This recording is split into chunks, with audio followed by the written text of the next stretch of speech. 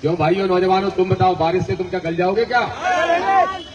ऐसा है, अम्बेडकर वादियों का रास्ता, बारिश आंधी तूफान तो क्या, इन सब की जो आज फसाद की जड़ है ना मनु, वो भी नहीं रोक सकते हम असली अम्बेडकरवादी लोग। जब तक बहुजनों को शासक नहीं बना देंगे तब तक रात दिन एक करके लड़ाई लड़ रहे हैं और ऐसे ही लड़ने का काम करते रहेंगे। ये ऐलान के साथ कहने पहले जब मैं यहाँ शुरुआत करता था तो मुझे एक धरने के लिए भी दतिया से लोग बुलाने पड़ते थे, लेकिन आप लोगों ने मेहनत करके, और विशेष तौर पर कहूंगा हमारी नारी शक्ति को, कि आपकी संख्या बराबरी से हो जाती है, पुरुषों की बराबरी से, और कभी कभी तो पुरुषों से ज्यादा भी निकल जाते हो आप लोग। बाबा साहब, मान्यवर साहब, कांसीराम पीपी मंडल साहब, महात्मा ज्योतिबा फुले, माता सावित्रीबाई फुले, माता फातिमा शेख, बीबी रामा स्वामी पेरियार साहू जी महाराज, ललित सिंह यादव, बाबू जगदेव प्रसाद कुशवाहा और शरद यादव जी और सुखलाल कुशवाहा जी जैसे महापुरुषों का छाता हमारे ऊपर है। इसलिए कोई बारिश तो छोड़ो, कोई मनुवादी भी कुछ नहीं बिगाड़ सकता, और जो हमें बिगाड़ने के लिए आगे निकलेगा वो खुद ही खत्म हो जाएगा। हम तो कौन के पूत हैं? कौन के? अरे वो तो तुम कह रहे हो, वो कह रहे थे हम वीर फलाने योद्धाओं के पूत हैं, मर जाएंगे लेकिन हिलेंगे नहीं। पुलिस ने 4 लठियां बजाई तो कोई इधर को भग रहा, कोई उधर को भग रहा। हमने कहा काम है भैया, अकबर जोधा वाले कहां गए? जोधा अकबर वाले भाग गए 1 मिनट में। और क्या कह रहे? दामोदर यादव तुझे सबक सिखा देंगे, चंद्रशेखर के बाप ने नहीं देखा भौकाल। कपूतो, समय रहते सुधर जाओ। अभी तो हमने तुम्हारी एक पोल खोली है हरदा में, एक। मैंने सिर्फ ये कहा, पंकज को मालूम है, बैठे पंकज कहाँ है? पंकज अतुलकर हरदा वाले कहाँ हैं? मैंने एक ही पोल खोली कि अगर मुझसे ज्यादा वोट लगाओगे और भाई चंद्रशेखर आजाद को चुनौती दोगे तो सिर्फ एक ही बात पूछ लूंगा कि बताओ अकबर किसका जीजा था? क्या हमारा जीजा था? क्या था? क्या हमारा जीजा? तो किसका जीजा था और क्यों बनाया था? ये सवाल जायज है क्योंकि इतिहास के पन्नों में दर्ज है। तो जो आंदोलन कर रहे हैं वो करते रहे, लेकिन आरक्षण को छूने की औकात किसी सरकार की नहीं। और बाबा साहब के संविधान का एक पन्ना जो फाड़ेगा उसको 2500 फुट गड्ढे में गाड़ने का काम करेंगे, लेकिन संविधान को आज नहीं आने देंगे। यादव, गुर्जर, डांगी, रावत, कुर्मी, लोधी, सेन, साहू, मल्लाह, केवट, माझी, तुमको समझने की जरूरत है। कौरवो तुम समझो, किरारो तुम समझो। क्यों नहीं समझते हो?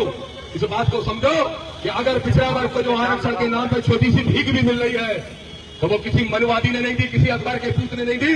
अगर किसी ने दी तो हमारे रहबर मान्यवर कांसीराम साहब ने दिलाने का काम किया है। ये दामोदर डंके की चोट पे गए। जिसकी जितनी संख्या भारी उसकी उतनी हिस्सेदारी किसका नारा है?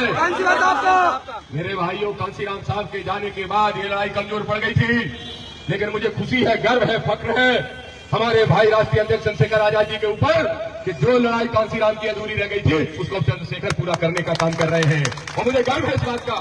जैसे ही दतिया का चुनाव निपटा, एक दिन सबसे पहले अगले दिन चंद्रशेखर आजाद जी का फोन आता, उसके बाद अगले दिन फिर आता है और पूछते हैं कि चुनाव हार गए, हौसला तो नहीं हारे? मैंने कहा भाई, चुनाव 1 नहीं 1000 हार जाऊं, लेकिन तब तक हौसला नहीं हारूंगा जब तक मनुवादियों को हरा के संविधानवादियों को नहीं जिता देता इस देश के अंदर।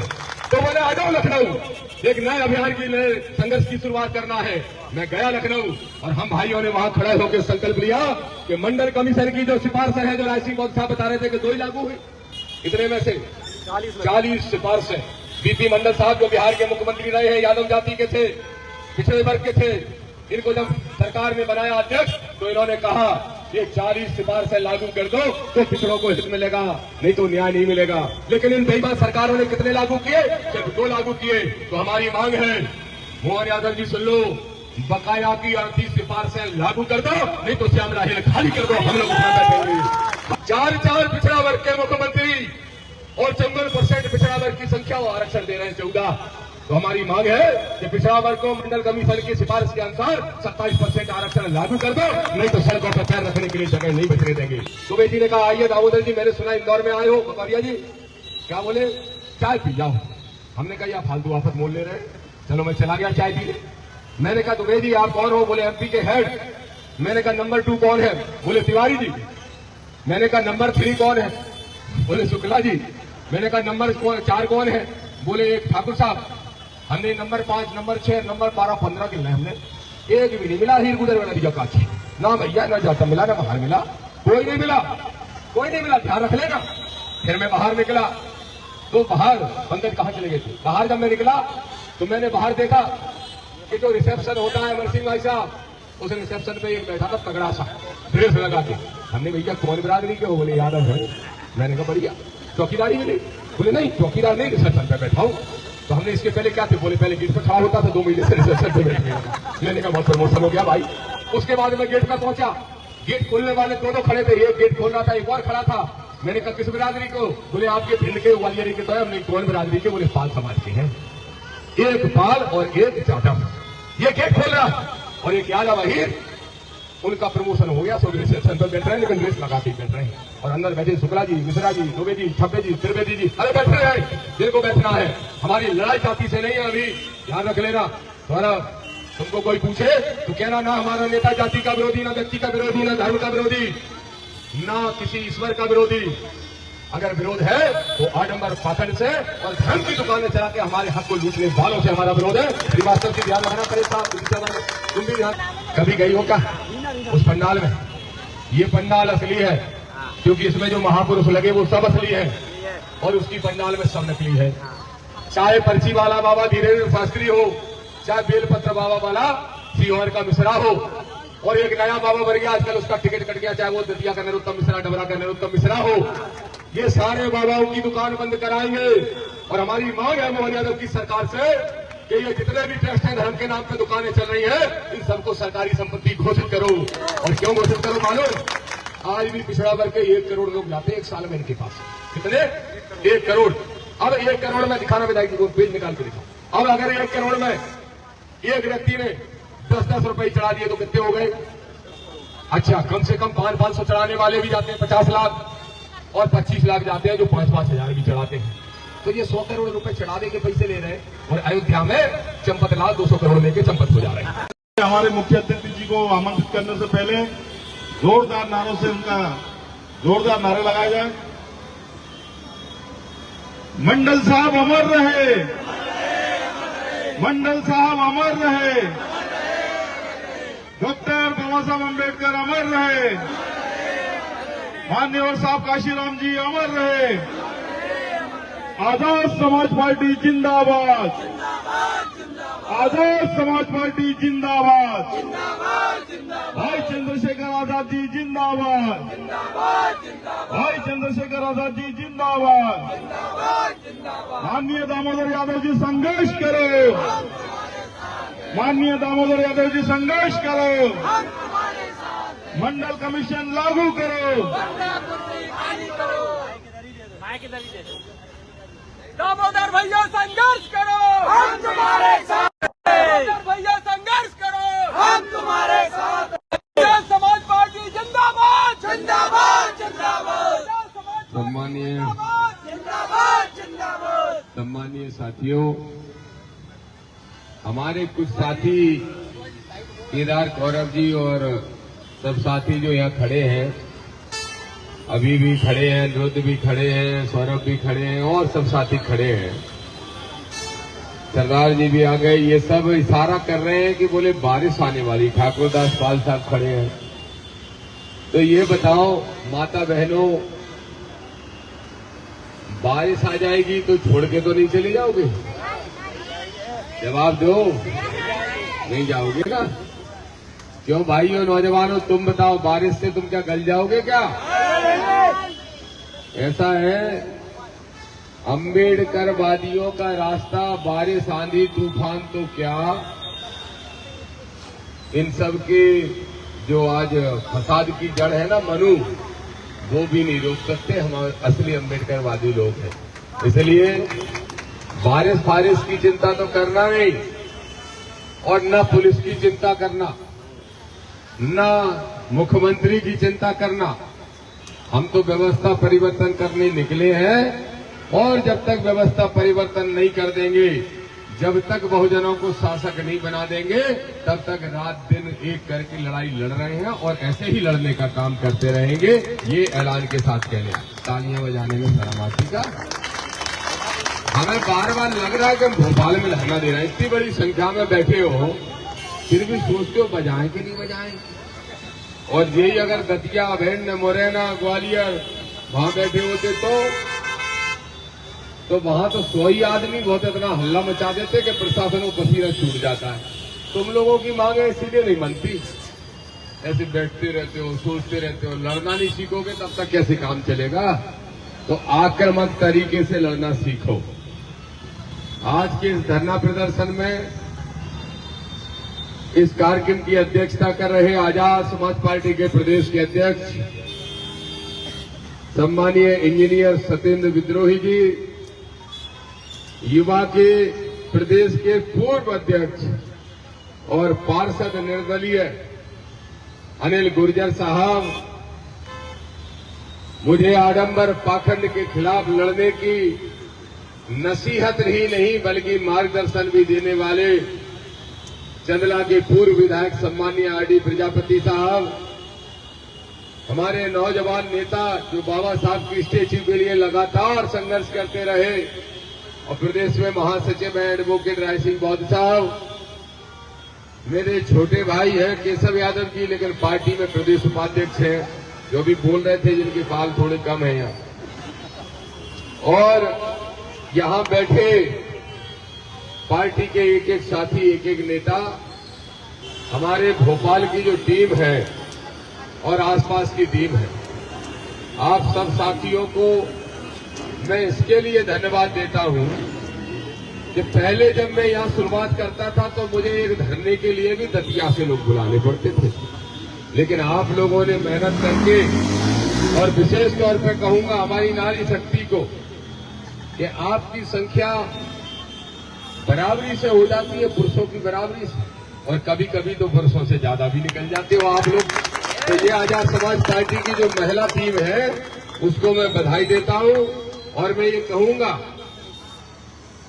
ज्योति से भी कहूंगा, मंजू से भी कहूंगा, पूजा से भी कहूंगा, आप सब दामोदर के परिवार के सदस्यों, आदि रात को भी जरूरत पड़ेगी तो दामोदर आपके लिए खड़ा होगा। हमारे जो नौजवान साथी यहां बैठे हैं, प्रदेश के महासचिव सम्मानीय हृदय कुशवाहा जी, जो जिला पंचायत के सदस्य भी हैं, जनप्रतिनिधि भी, और प्रदेश से बहुत सारे लोग आए। बाबूलाल सोनी दिख रहे हैं, अमोल रावत नहीं दिख रहे हैं, नहीं आए ना अध्यक्ष जी? वो लगाओ गैर हाजिरी, जो नहीं आए नोटिस देना आज। और आदरणीय दादा बैठे हैं, हमारे असली कबीरपंथी साहब, और रामनिवास गुर्जर साहब बैठे हैं, जो हैं तो रिटायर्ड फौजी, पहले देश की सेवा की, अब पार्टी के माध्यम से बहुजनों की सेवा करने का काम कर रहे हैं। अब मैं जिले वालों के नाम इसलिए नहीं ले रहा हूं, क्षमा कर देना, क्योंकि फिर मुझे 25 नाम 50 नाम और लेने पड़ेंगे, इसलिए सब एडजस्ट कर लेना। चल जाएगा काम? तो ताली बजाओ, चल जाएगा? चला लोगे? चलो ठीक है रवि भाई। मेरे भाइयों, मेरे साथियों, सबसे पहले आज मैं बहुत लंबी चौड़ी बातें नहीं करूंगा। आदरणीय अमित बंसोड़ साहब, जो प्रदेश महासचिव हैं पार्टी में, और आदरणीय सम्राट कमल सिंह कुशवाहा जी, जो डीपीएसएस संगठन को बहुत दिन से देख रहे हैं, पार्टी में भी सक्रिय इनको किया है मैंने, इन दोनों को मैं बधाई देता हूं इसके लिए कि मुझे चिंता हो रही थी कि कल 10 लोग भी इकट्ठे होंगे कि नहीं होंगे। एक तो भोपाल मालवा क्षेत्र, ऊपर से बारिश का समय, ऐसा ना हो कि कोई ना आए। तो इन दोनों ने कहा भाई साहब कितनी भी बारिश हो जाए सबसे कहेंगे अपने अपने छाता लेके आना। कोई छाता नहीं लाएगा। फिर इनको मैंने कहा कि वाटर प्रूफ टेंट लगवा दो। छाता इसलिए नहीं लाओ क्योंकि हमारे ऊपर तो सबसे बड़ा छाता है और वो है बाबा साहब के आशीर्वाद का छाता। हमारे महापुरुष बाबा साहब, मान्यवर साहब, कांसीराम बीपी मंडल साहब, महात्मा ज्योतिबा फुले, माता सावित्रीबाई फुले, माता फातिमा शेख, बी रामास्वामी पेरियार साहू जी महाराज, ललित सिंह यादव, बाबू जगदेव प्रसाद कुशवाहा और शरद यादव जी और सुखलाल कुशवाहा जी जैसे महापुरुषों का छाता हमारे ऊपर है। इसलिए कोई बारिश तो छोड़ो, कोई मनुवादी भी कुछ नहीं बिगाड़ सकता और जो हमें बिगाड़ने के लिए आगे निकलेगा वो खुद ही खत्म हो जाएगा। जैसे हमने देखा दिल्ली के जंतर मंतर पर बैठे हैं कुछ, कह रहे हैं आरक्षण खत्म कर दो, आरक्षण खत्म कर दो। ए मुट्ठी भर नालायकों, तुमको दामोदर यादव कह रहा है, तुम क्यों मूर्ख बन रहे हो? सोचो, तुम कह रहे हो 50% आरक्षण है SC ST OBC को, और तुम कह रहे खत्म कर दो। अगर हम निकल पड़े, हम पागल लोग, भोपाल से, लखनऊ से चंद्रशेखर भाई निकल पड़े, राजस्थान से हमारे भाई निकल पड़े, और हमने कहा कि जिसकी जितनी संख्या वारी उसकी उतनी हिस्सेदारी के हिसाब से 100 में 85% आरक्षण देने का काम करो, फिर क्या करोगे? तुमने तो पूरी ताकत लगा ली, तब तुम 200 इकट्ठे नहीं कर पाए, लेकिन हम ताकत लगा लेंगे, हमारी पार्टी, हमारे मिशन के लोग, तो 2 करोड़ लोग दिल्ली में इकट्ठे हो जाएंगे, पैर रखने के लिए जगह नहीं बचेगी। इसलिए मोदी जी की सरकार, अमित शाह की सरकार को भी कहना चाहता हूं, मोहन यादव से काम नहीं चलेगा। सुन लो सरकारें, सुधार दो, ठीक सुधारा है वैसे तो जंतर मंतर पे बड़े बड़े अंगोछा बांध के गए थे। अंगोछा जानते हो? स्वापा जानते हो क्या बोलते हो उसको? कहीं कहीं पगड़ी, रूमाल, जाने क्या क्या बोलते हैं। बड़े बड़े बांध के गए थे, बोले हम तो कौन के पूत हैं? कौन के? अरे वो तो तुम कह रहे हो। वो कह रहे थे हम वीर फलाने योद्धाओं के पूत हैं, मर जाएंगे लेकिन हिलेंगे नहीं। पुलिस ने 4 लठियां बजाई तो कोई इधर को भग रहा, कोई उधर को भग रहा। हमने कहा कहां है भैया अकबर जोधा वाले? कहां गए? जोधा अकबर वाले भाग गए 1 मिनट में। और क्या कह रहे? दामोदर यादव तुझे सबक सिखा देंगे, चंद्रशेखर के बाप ने नहीं देखा भौकाल। ए कपूतो, समय रहते सुधर जाओ। अभी तो हमने तुम्हारी एक पोल खोली है हरदा में, एक। मैंने सिर्फ ये कहा, पंकज को मालूम है, बैठे पंकज कहाँ है? पंकज अतुलकर हरदा वाले कहाँ हैं? मैंने एक ही पोल खोली कि अगर मुझसे ज्यादा वो लगाओगे और भाई चंद्रशेखर आजाद को चुनौती दोगे तो सिर्फ एक ही बात पूछ लूंगा कि बताओ अकबर किसका जीजा था? क्या हमारा जीजा था? क्या था? क्या हमारा जीजा? तो किसका जीजा था और क्यों बनाया था? ये सवाल जायज है क्योंकि इतिहास के पन्नों में दर्ज है। तो जो आंदोलन कर रहे हैं वो करते रहे, लेकिन आरक्षण को छूने की औकात किसी सरकार की नहीं। और बाबा साहब के संविधान का एक पन्ना जो फाड़ेगा उसको 2500 फुट गड्ढे में गाड़ने का काम करेंगे, लेकिन संविधान को और नहीं आने देंगे। अब आज हम जिन मुद्दों पर यहां बैठे हैं, सबसे पहला मुद्दा मैं बता रहा हूं आपको। इस देश में एक बड़ा षड्यंत्र हुआ, और वो षड्यंत्र हुआ है युवाओं की आवाज को दबाने का। कैसा षड्यंत्र? आपको याद होगा, आज से 20-25 साल पहले तक हर कॉलेज में, हर यूनिवर्सिटी में चुनाव होते थे।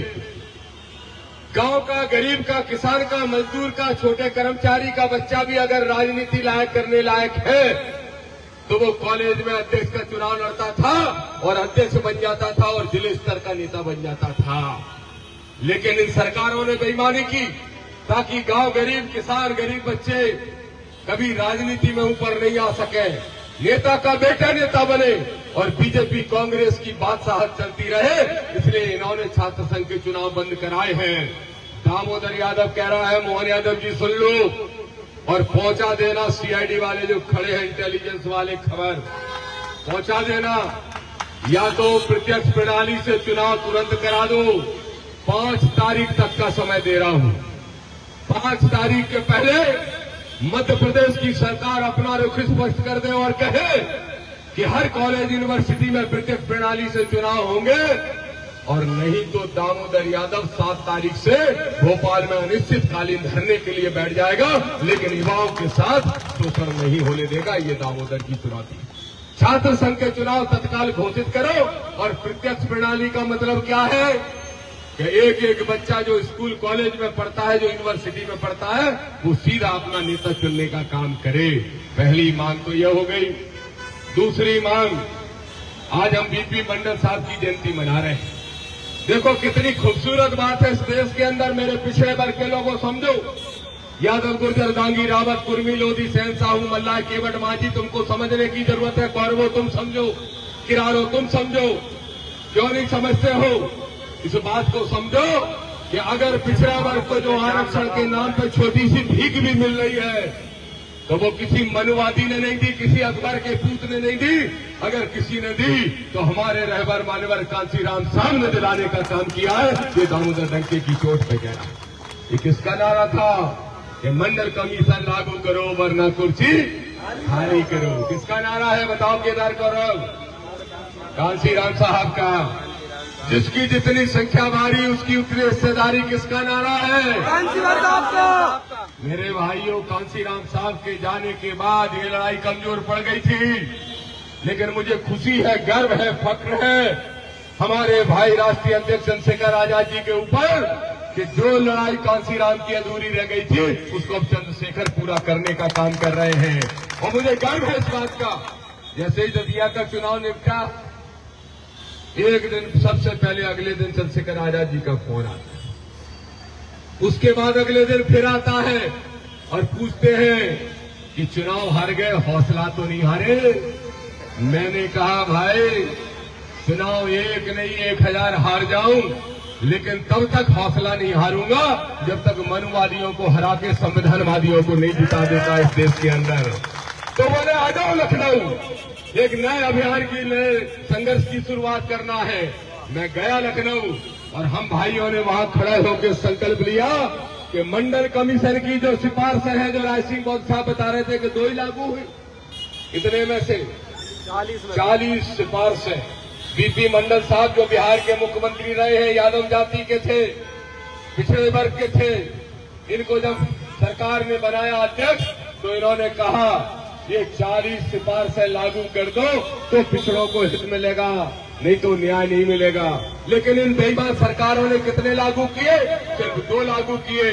तो हमारी मांग है, मोहन यादव जी सुन लो, बकाया की 38 सिफारिशें लागू कर दो, नहीं तो श्यामला हिल खाली कर दो। हम लोग उसमें बैठेंगे, हम उसमें बैठेंगे और अपने पिछड़ों को, दलितों को, आदिवासियों को और अल्पसंख्यकों को न्याय दिलाने का काम करेंगे। और इतना ही नहीं, मानवतावादी जो सामान्य वर्ग के लोग हैं उनका भी स्वागत है। आओ, अगर मानवतावादी हो तो अम्बेडकरवादी भी बनना पड़ेगा, और अम्बेडकरवादी हो तो संविधानवादी भी बनना पड़ेगा, और संविधानवादी रहोगे तो आरक्षणवादी भी बनना पड़ेगा। आओ, अगर आना चाहते हो तो हम आपका स्वागत करते हैं। ये कहने के लिए दामोदर आए। तो 2 मांगे हो गई। पहली, मंडल कमीशन की सिफारिशें लागू करो, छात्र संघ के चुनाव प्रत्यक्ष प्रणाली से कराओ, और मंडल कमीशन की सिफारिशों में सबसे पहले अगर कोई काम करना है तो 13% होल्ड जो अभ्यर्थी हैं उन होल्ड अभ्यर्थियों का होल्ड हटा दो। हमारे बच्चों को हजारों को नौकरियां मिलने का काम हो जाएगा। शर्म नहीं आती? पहले दीदी उमा भारती जी मुख्यमंत्री बनी पिछड़ा वर्ग की, किस समाज से है? किस समाज से? लोधी समाज, पिछड़ा वर्ग। उनके बाद बाबूलाल गौर साहब मुख्यमंत्री बने, किस समाज के? यादव समाज, पिछड़ा वर्ग। उसके बाद बीजेपी ने तीसरे मुख्यमंत्री बनाए मामा को, शिवराज सिंह को, किस जाति के हैं? पिछड़ा वर्ग। उनके बाद फिर एक और नए पिछड़ा वर्ग ढूंढे आए, उज्जैन वाले भैया को, वे भी यादव जाति के हैं। 4 पिछड़ा वर्ग के मुख्यमंत्री और 54% पिछड़ा वर्ग की संख्या, वो आरक्षण दे रहे हैं 14। तो हमारी मांग है कि पिछड़ा वर्ग को मंडल कमीशन की सिफारिश के अनुसार 27% आरक्षण लागू कर दो, नहीं तो सड़कों पर पैर रखने के लिए जगह नहीं बचने देंगे।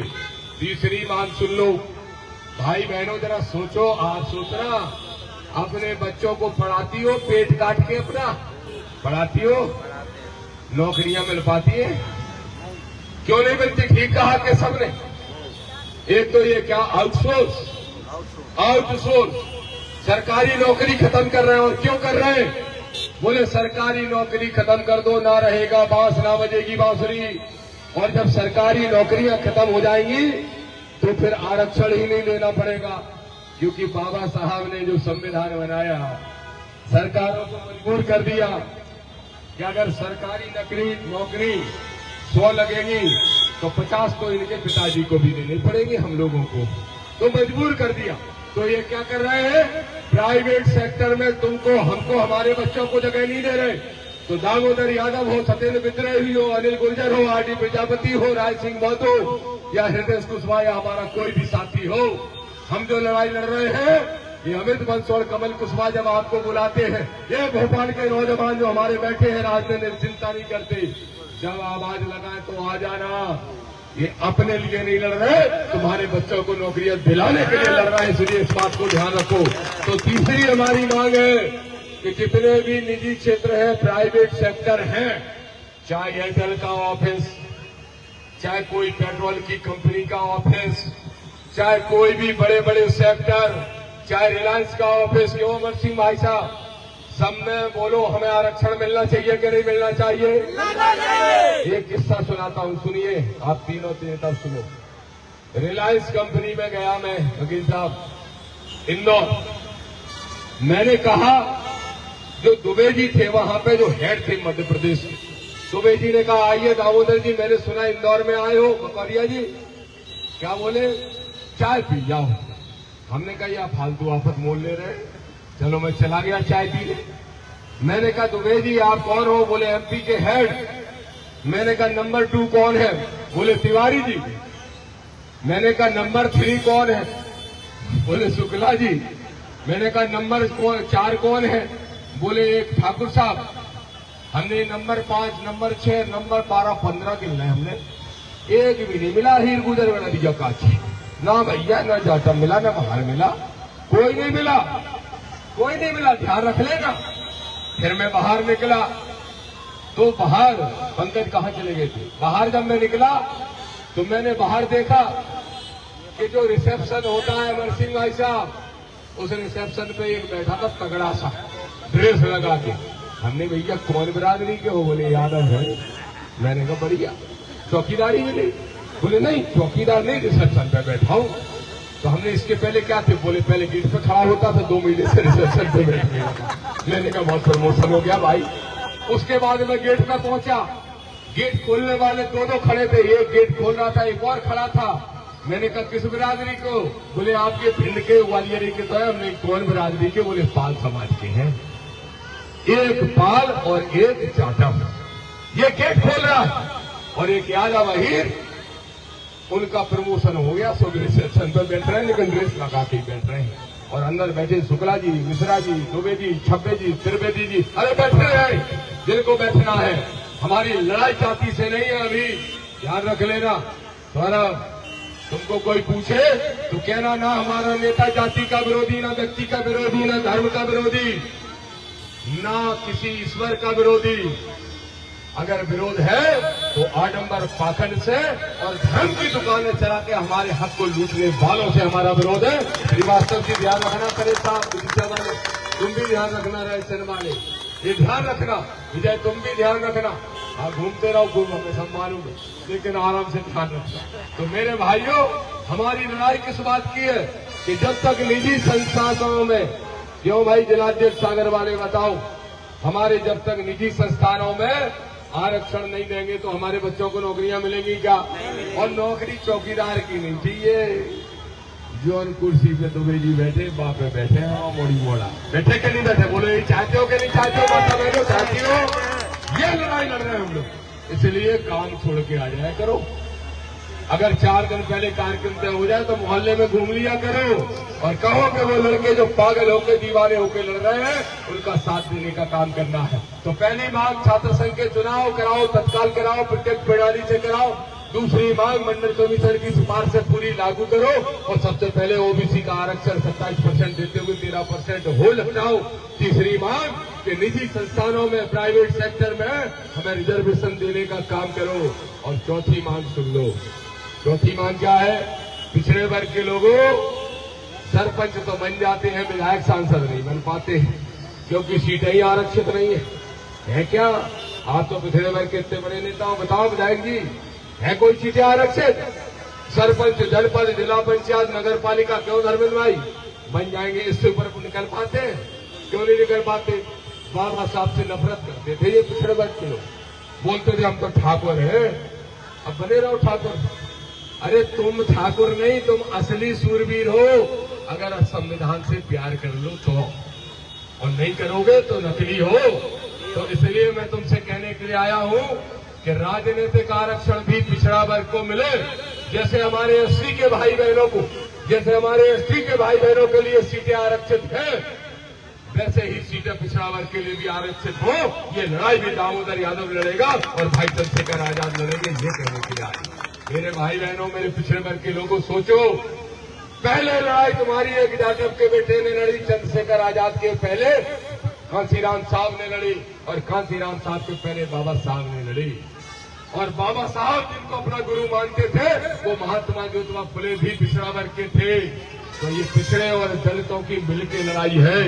आदिवासी भाइयों को भी साथ लो, बिरसा मुंडा की भी जय बोलो और निकल पलो सड़कों पे और ले लो अपने अधिकार। ये दामोदर कहने के लिए आया है। अब पांचवी मांग सुन लो। पांचवी मांग क्या है? जो इनका टॉपिक है विधायक जी का, लेकिन मैं ही बोल देता। देखो, ज्योति, पूजा, मंजू, बताओ, जानती हो धीरेन्द्र शास्त्री कौन है? जानती हो? जानती हो पूजा? गई हो कभी? कभी गई हो क्या उस पंडाल में? ये पंडाल असली है, क्योंकि इसमें जो महापुरुष लगे वो सब असली है और उसकी पंडाल में सब नकली है।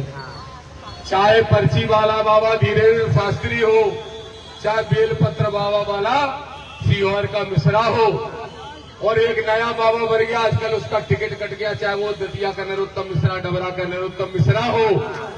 ये सारे बाबाओं की दुकान बंद कराएंगे। और हमारी मांग है मोहन यादव की सरकार से कि ये जितने भी ट्रस्ट हैं धर्म के नाम पे दुकानें चल रही हैं, इन सबको सरकारी संपत्ति घोषित करो। और क्यों घोषित करो मालूम? आज भी पिछड़ा वर्ग के 1 करोड़ लोग जाते हैं एक साल में इनके पास। कितने? 1 करोड़। अब 1 करोड़ में दिखाना विधायक जी को, पेज निकाल के दिखाओ। अब अगर 1 करोड़ में एक व्यक्ति ने 10-10 रुपए चढ़ा दिए तो कितने हो गए?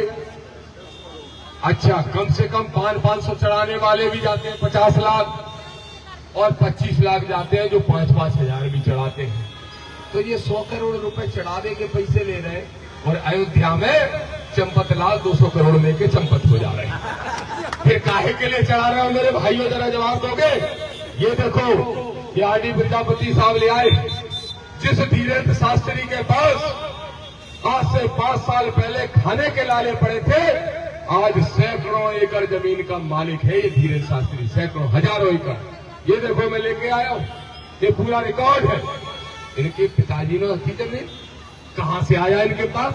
तुम और हम जाते हैं और पैसे चढ़ा के लौट के आ जाते हैं। इसलिए मोहन यादव आपसे मांग है, सुन लो मुख्यमंत्री, सुन ले मोहन यादव की सरकार, सुन ले जिम्मेदार लोग, पहुंचा दो खबर कि हर हाल में जितने भी इस तरह की धार्मिक ट्रस्ट है, मैं ट्रस्टों को बंद करने की बात नहीं कर रहा, मैं मंदिरों को बंद करने की बात नहीं कर रहा, लेकिन मैं कह रहा हूं कि वो उनकी निजी संपत्ति नहीं रहे, उसको सरकारी संपत्ति घोषित करो।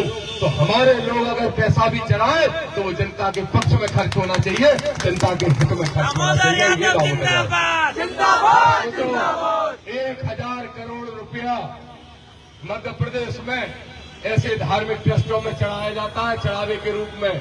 सोचो अगर वही 1000 करोड़ रुपया तुम्हारे बच्चों की पढ़ाई में खर्च कर दिया जाए तो बच्चे कहां से कहां पहुंच जाएंगे।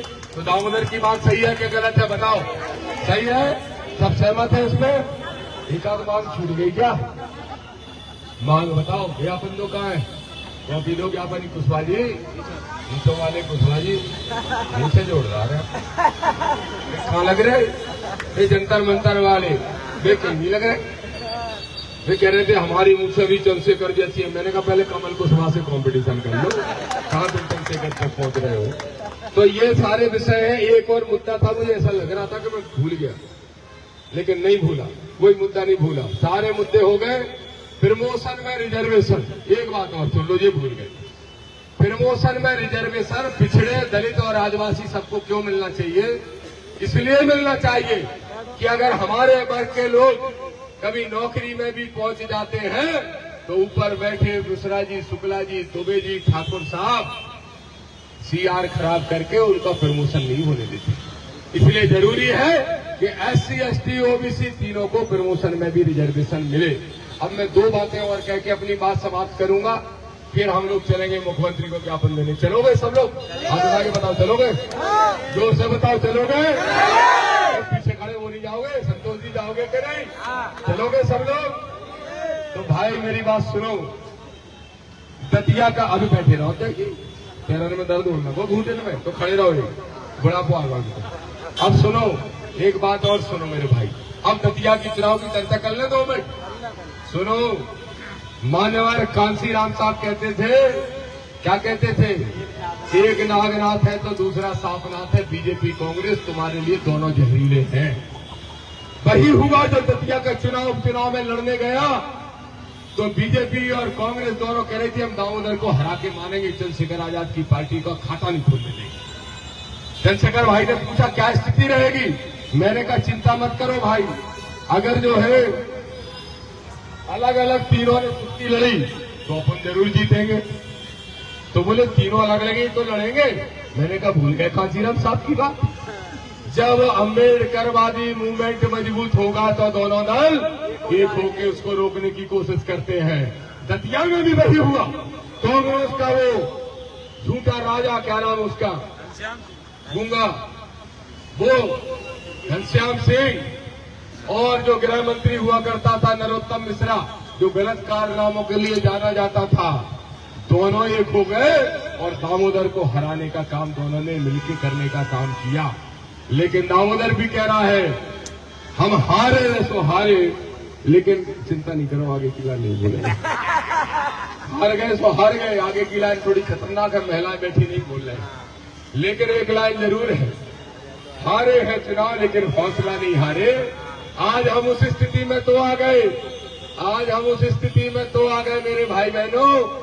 मालूम क्या हो रहा है? जीतू पटवारी पीसीसी में बैठ के कह रहे ज्यादा खुशियां मत मनाओ, दामोदर 5000 और ले जाता तो अपन निपट जाते। कांग्रेस कह रही है। अच्छा कांग्रेस तो ये कह रही तो कह रही, बीजेपी क्या कह रही? काश दामोदर 5000 और ले जाता तो हम जीत जाते। मैंने कहा ना तुम खुशियां मनाओ ना तुम खुशियां मनाओ, आने दो 28 में एक सीट पे नहीं बल्कि 28 सीटों पे जय भीम का झंडा गाड़ने का काम करेंगे और तैयार रहेंगे कि अगर तुम दोनों भी मिल गए तो भी हमको नहीं हरा पाओगे। एक जो विधायक जी बता रहे सूरज अहरवाल छतरपुर, ये हमारे जो कार्यकर्ता साथी लड़ाई लड़ रहे हैं उनका FIR करोगे? मोहन यादव क्या FIR करोगे? जो जय भीम का नारा लगाएगा वो तुमको दुश्मन दिखता है, और दुश्मन दिखता है तो कार्रवाई करो। दामोदर यादव के खिलाफ हिम्मत है तो करो, आ जाओ। बोल रहा हूँ जय भीम जय भीम जय भीम जय भीम जय भीम। अगर किसी के नाम पर उठवाया तो करके देखो कार्रवाई, अगर हिम्मत है तो। छतरपुर का हमारा साथी है, उसमें फर्जी FIR कर दी। खड़े हो जाओ सागर के जिलाध्यक्ष जी, खड़े हो जाओ।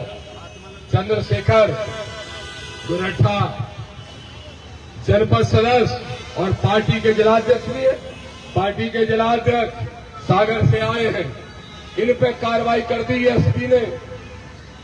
DIG साहब IG साहब तो छोड़ो, DG साहब सुन लो ADG साहब आप भी सुन लो, इंटेलिजेंस वाले, ये कार्रवाइयां बर्दाश्त नहीं करेगा दामोदर यादव। और अपने मुख्यमंत्री को बता देना, अरे कोई चंद्रशेखर आजाद को गाली देगा तो चंद्रशेखर आजाद हमारा नेता है, कोई दामोदर यादव को गाली देगा तो दामोदर इसका नेता है, तो दामोदर और चंद्रशेखर को कोई गाली देगा तो हमारा जिला अध्यक्ष लड़ रहा है और लड़ने का काम करेगा।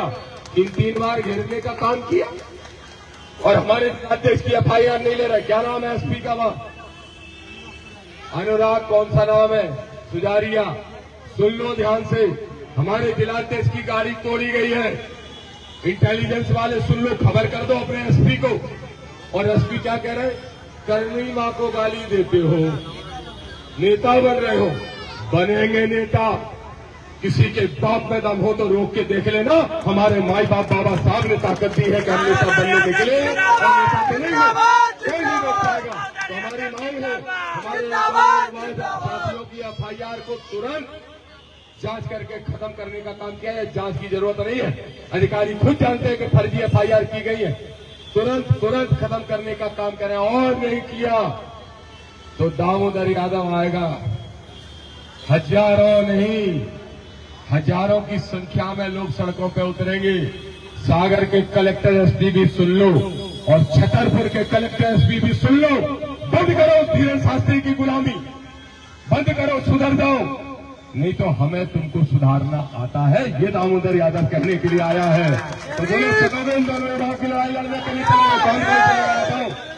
तो दामोदर यादव पूरे प्रदेश के कार्यकर्ताओं से कह रहा है कमर कस लो, 2 साल रह गए हैं विधानसभा चुनाव को, 2 साल बाद तो हम विधानसभा लड़ेंगे, लेकिन उसके पहले अगर संविधान पे आ जाए, उसके पहले हमारे नेताओं पे अगर सम्मान पे आ जाए, तो उसके पहले हम भीमा कोरे गांव बनाने का काम मध्य प्रदेश को कर देंगे। इसके लिए तो शासन प्रशासन की जिम्मेदारी होगी, हमारी जिम्मेदारी नहीं होगी। अब जो भी प्रशासनिक अधिकारी आए वो आ जाए। पंकज अतुलकर पे ड्यूटी कर दी, और पंकज का अपराध क्या था? बीजेपी के प्रदेश अध्यक्ष की पोल खोली, बस पोल। बीजेपी वालों, गलतफहमी में मत रहो, गलतफहमी में मत रहो।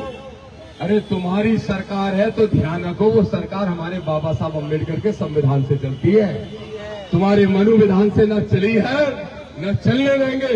और जितनी ताकत हो लगा लेना, चाहे पंकज अतुलकर हो, चाहे हमारे चंद्रशेखर हो, ये तो हमारे राष्ट्रीय अध्यक्ष का नाम है, और जिलाध्यक्ष का दोनों, चाहे चंद्रशेखर हो, चाहे सूरज अहरवार हो, चाहे हमारा कोई भी कार्यकर्ता हो, हम किसी भी कीमत पे उन पे दमनकारी नीति बर्दाश्त नहीं करेंगे।